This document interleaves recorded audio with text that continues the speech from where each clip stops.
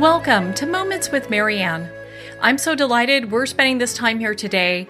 We have a very inspiring show coming right up with special guest Christina Dalcher, and she's here to share with us her new book, Vox. Now, Christina is a linguist, novelist, and a flash fiction writer from somewhere in the American South. She has over 100 publishing credits in the US, UK, and Australia. And besides her accolades, she's also been nominated for the Pushcart Prize, Best of the Net, and Best Small Fiction. So let's welcome to the show, Christina Dalcher. Thanks, Marianne. I'm delighted to be here. What a joy it is to have you here. And my goodness, your book, once I picked it up, I could not put it down. It was amazing. The character development you did in this, the storyline, I mean, wow. Thank you. Well, and so if only all authors could hear that all the time, right? Yeah, I mean, my goodness. Well, and I know you're getting that everywhere you go. I mean, people are just loving this book, and for good reason. Now, it leads me to ask, what inspired you to write this book? Oh, boy. It's the $64,000 question. We probably should put that up for inflation purposes to $65 million or so. But so first of all, as a linguist, I've always been interested in bringing some aspects of linguistics, some aspects of language science into my writing. Sometimes I do that in a weird sort of experimental way by, bringing in sort of linguistic jargon and then using that to tell some kind of a story that's not about language at all. But before I started Vox, I actually wrote a very, very short piece, about 750 words, called Wernicke 27X, sort of a code for this bioagent whose mission was, if bioagents can have a mission, whose mission was to induce a sort of total language loss in everyone, in all humans around the world. And it was for a doomsday-themed flash contest, so it fit perfectly. There were no, politics or issues or anything else in that, just this very scary idea of what the world might look like without language. And obviously, I needed more than that. So when I found a call for submissions for short stories that was very, very specific in terms of the guidelines, the character had to be a female. That protagonist had to have a certain set of skills, and those skills needed to be central to the plot.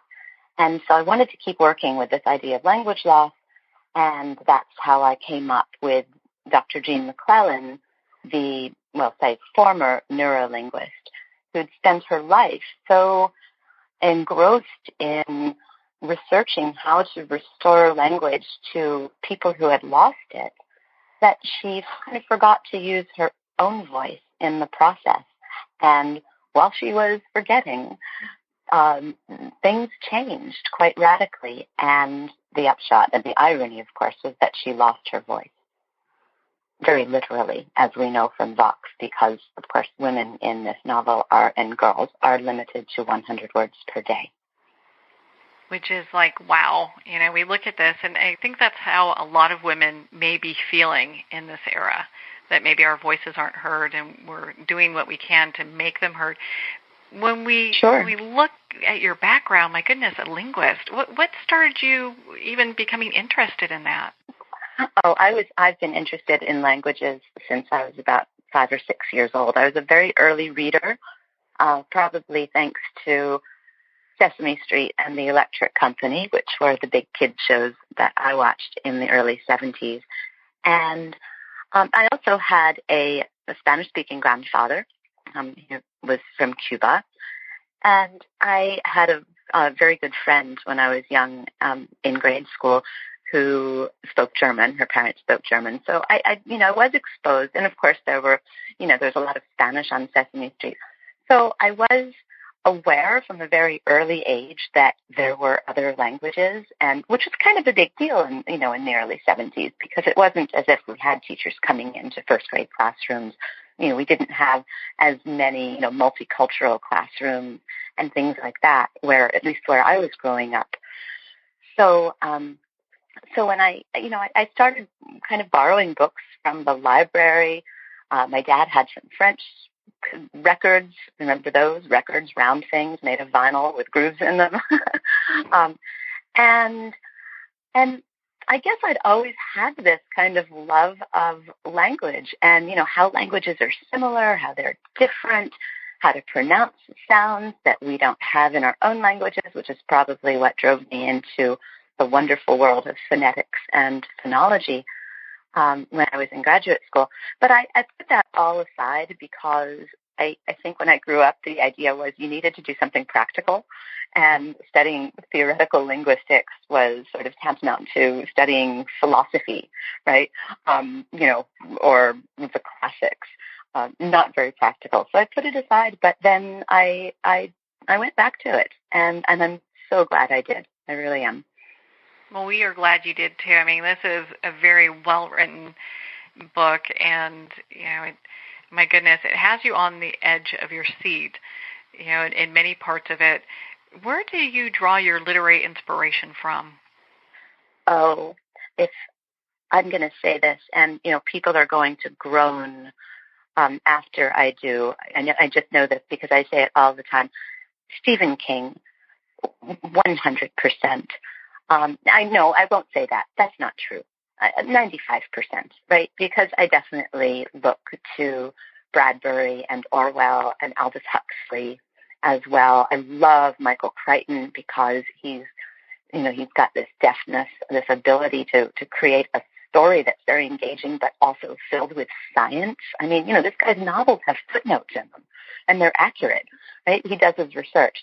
But King and Crichton in particular, they tell stories, they write beautifully, and they write for everyone. I've never been a literary fiction kind of a gal.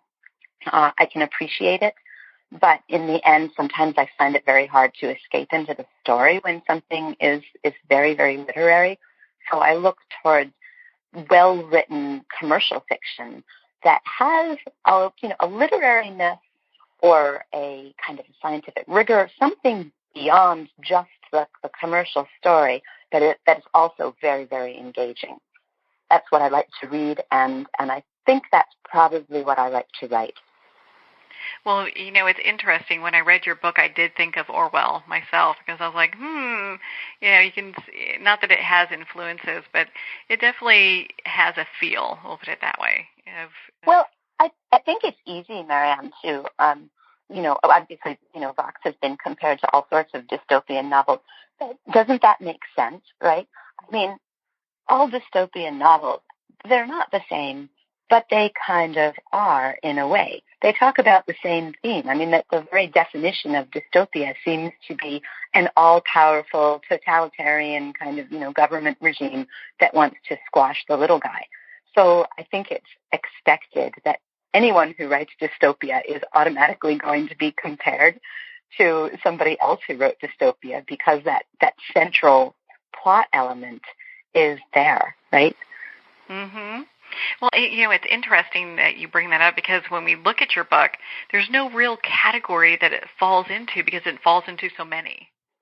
This is true, and it's sort of a problem. I'm kind of glad that I already had an agent, and I already had a book out on that was polished and out ready to get out on submission, because the fact is that I keep calling Vox a thriller, but obviously because it's told from Jean McClellan's point of view and only her point of view, and because really her story is central.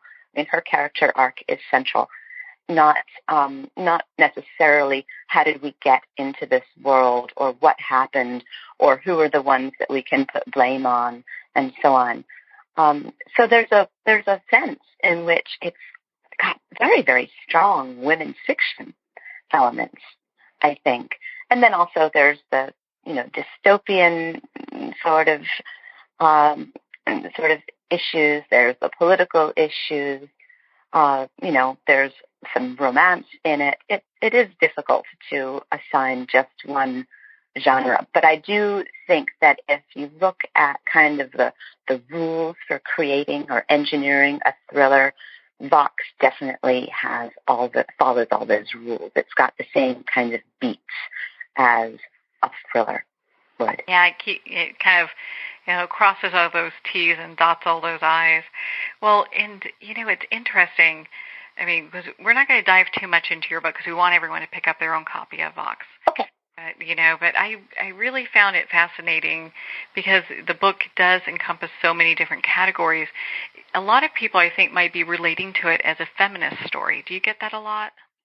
Oh, absolutely. Yeah, I think that there are every reader is going to bring something different, a different set of experiences and, very personal, intimate experiences or perspectives to anything that he or she reads.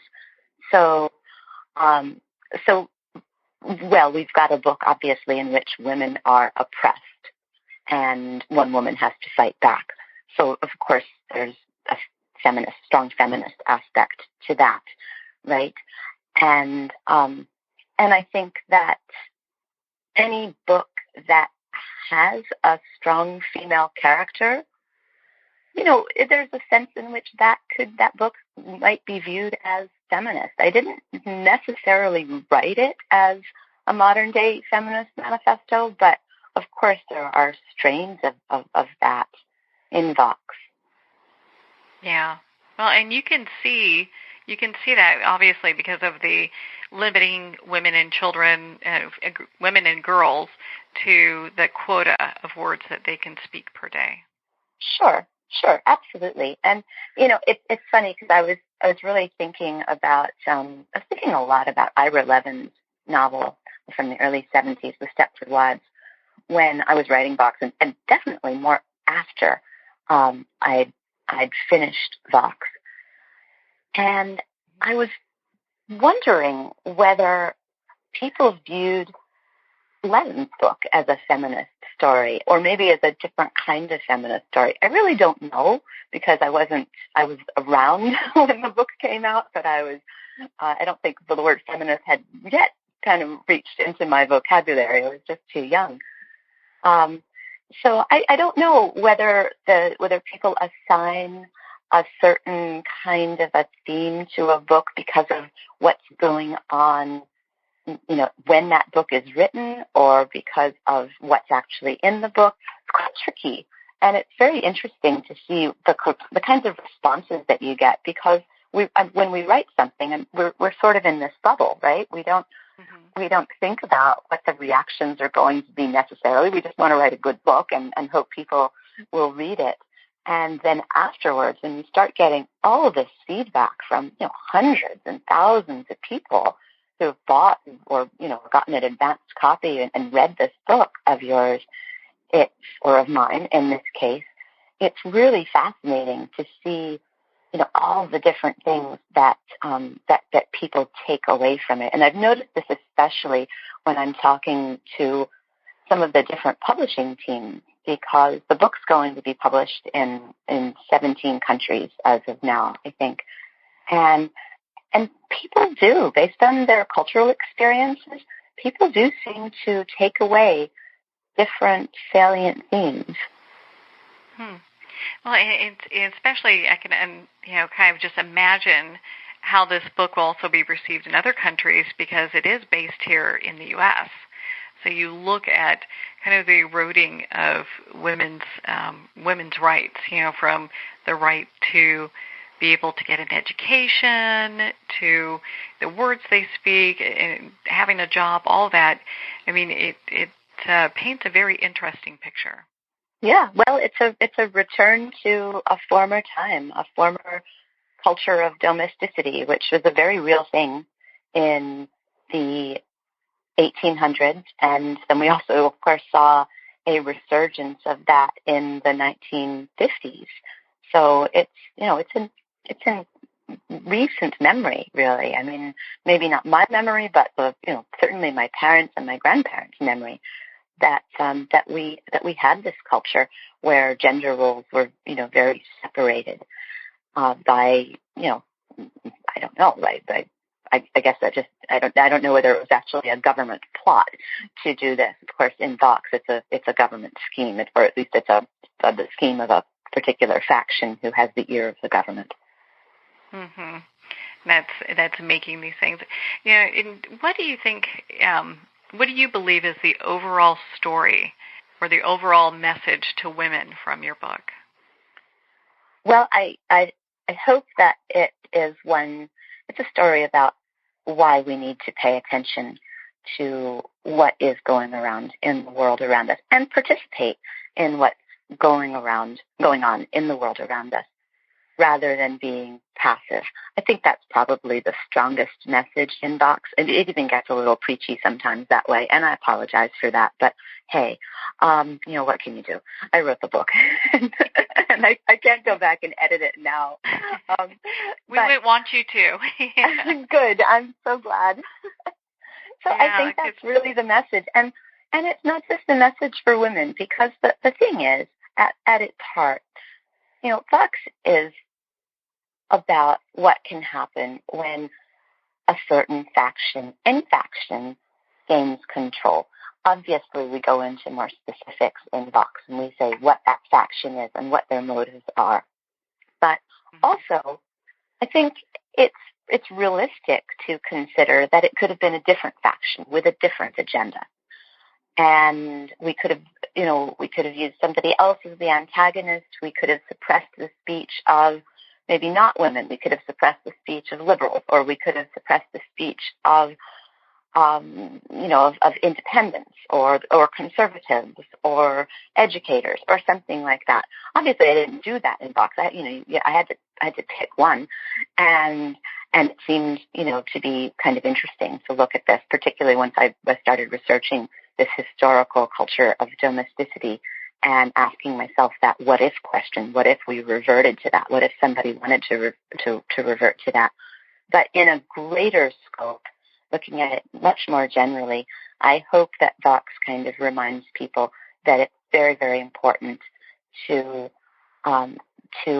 engage and also to permit freedom of speech. Mm-hmm. Which it seems interesting when we look at maybe some parallels that are happening within our culture today.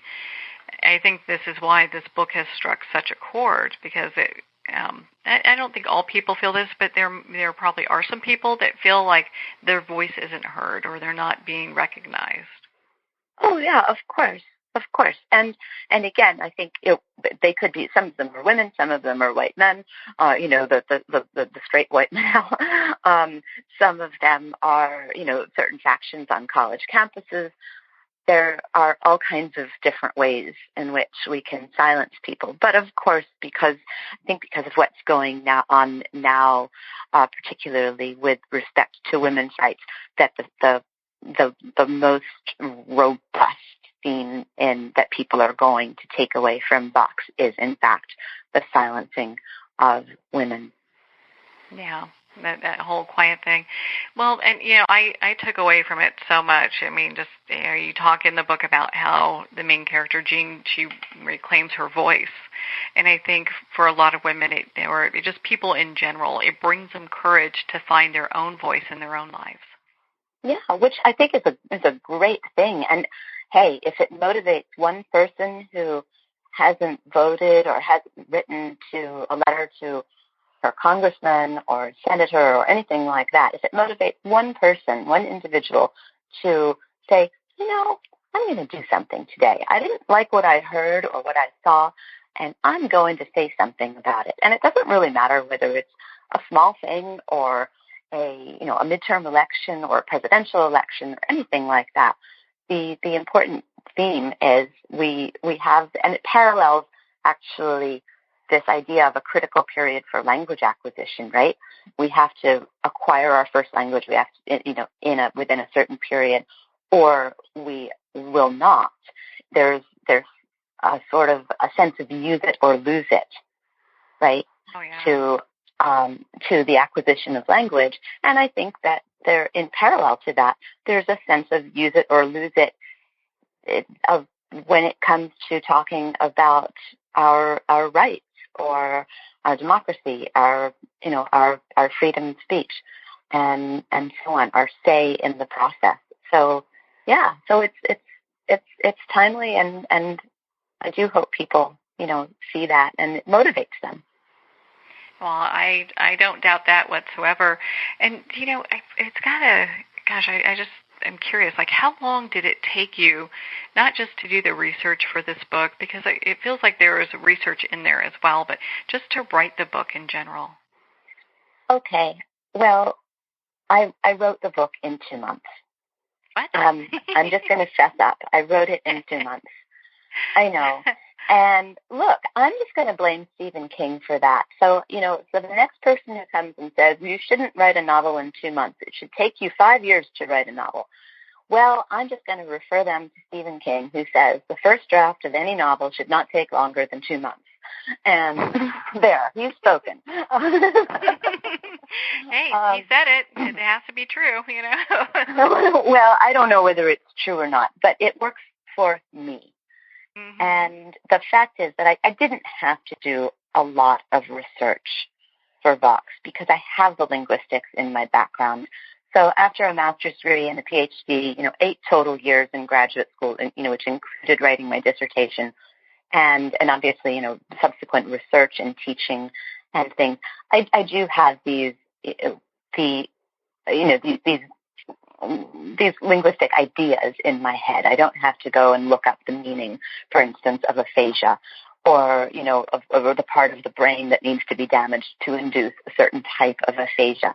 So there wasn't really that much scientific research that I needed to do. And again, it's not a science book. I didn't want to go in the direction that Crichton, for instance, has sometimes gone, which I love, but which in many ways would be more like academic writing than like fiction writing. And I'll tell you what, I don't want to be an academic writer anymore. I did that. I want to write stories. So as much as I would love to write a book that's filled with, Crichton-esque footnotes, backing up every tiny little detail, I really don't want to do that because I spent such a huge portion of my life, working that way. So it did come together quickly. I had a short story before I started the novel, which really proved to be the skeleton of Vox.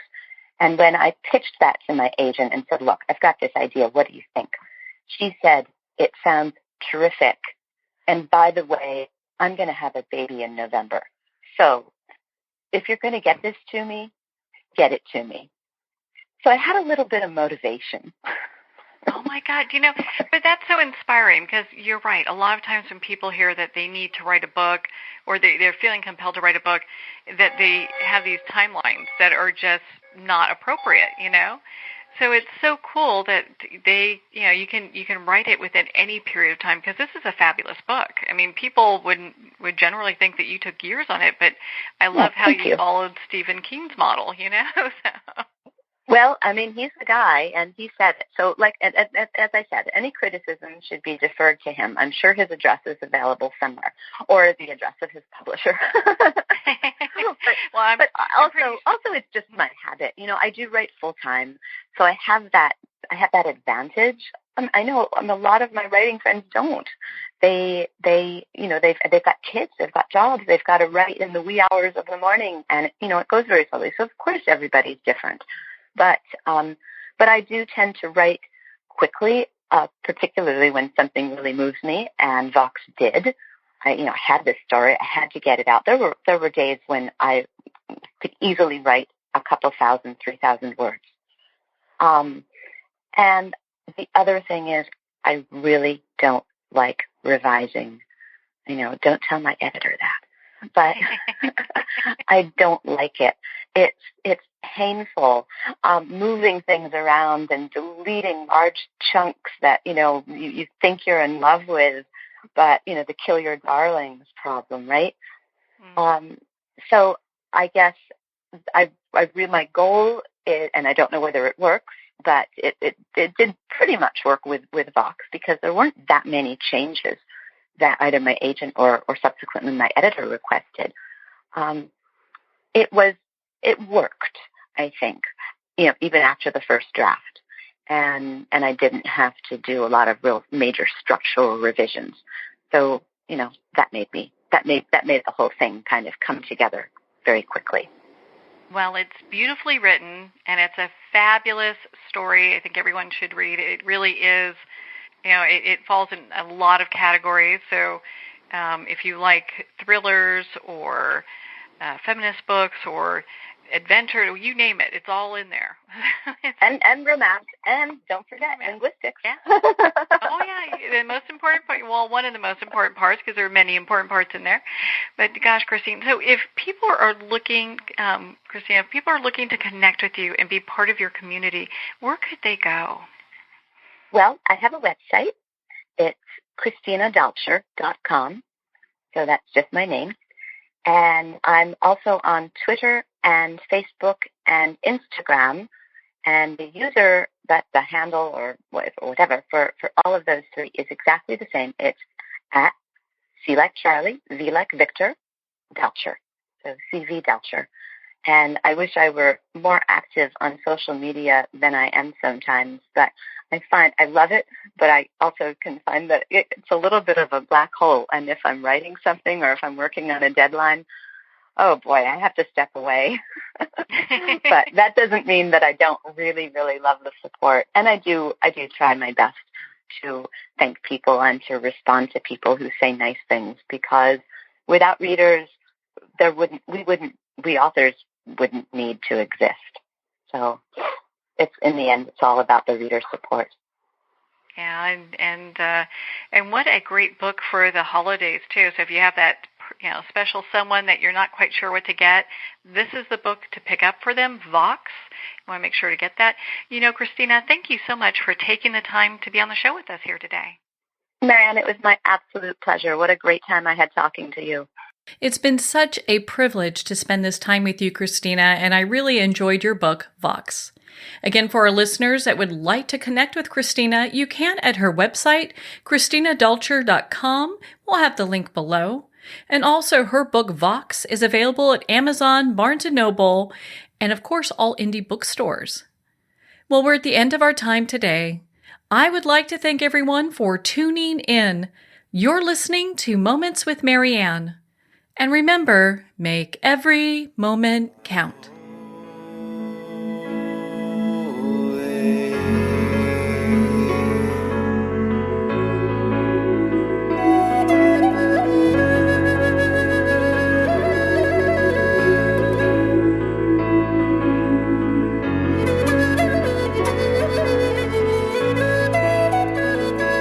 In a single moment, your life can change. Moments with Marianne is a transformative hour that covers an endless array of topics with the best of the best. Her guests are leaders in their fields, ranging from inspirational authors, top industry leaders, and business and spiritual entrepreneurs. Each guest is gifted and a true visionary, a recognized leader in her own work, and while teaching others to develop, refocus, and grow, Marianne will bring the best guest and sometimes a special surprise. Don't miss this. You never know just which moment will change your life forever. Moments with Marianne airs every Thursday, Friday, and Sunday at 8 p.m. Eastern, 6 p.m. Mountain Time. Make sure to tune in and visit momentswithmarianne.com for more information.